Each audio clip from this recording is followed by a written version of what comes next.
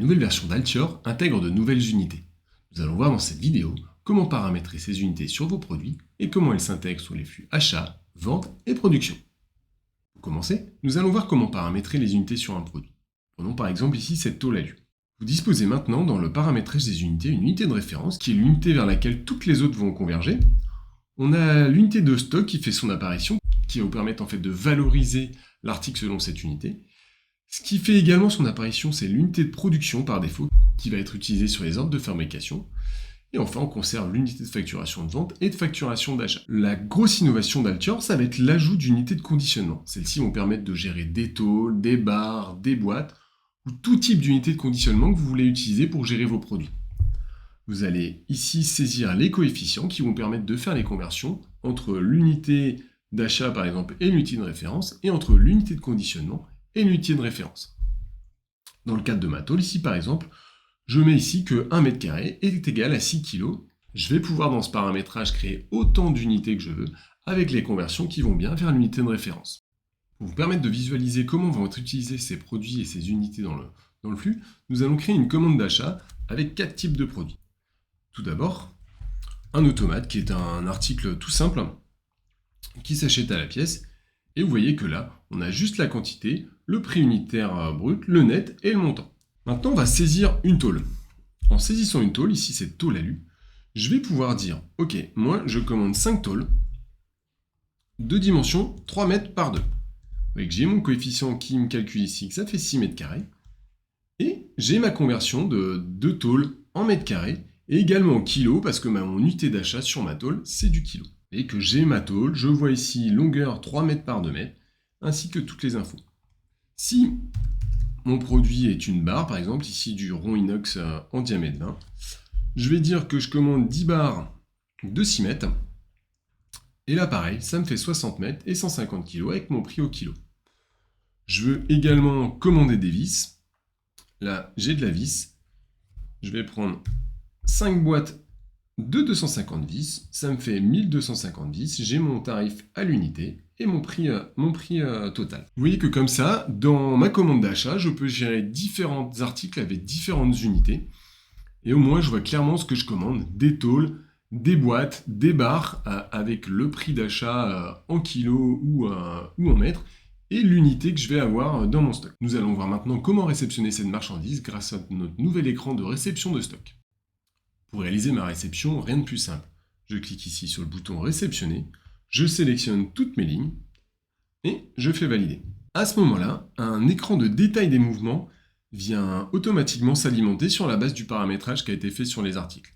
À partir du moment où j'ai un emplacement qui est sur mon produit ou qu'une zone d'emplacement et un emplacement de stock ont été définis comme les emplacements par défaut, Altior vient systématiquement choisir le bon emplacement. Il en est de même si je suis en gestion à l'affaire. Je visualise ici sur ma tôle la longueur de 3 mètres et la longueur de 2 mètres. Vous voyez que la réception se passe beaucoup plus rapidement et on a une vue complète de l'ensemble des mouvements sur un seul écran et en un seul clic. Libre à moi par exemple ici sur ma barre ronde de venir dire que j'en ai également une sur un autre emplacement qui est sur la L1.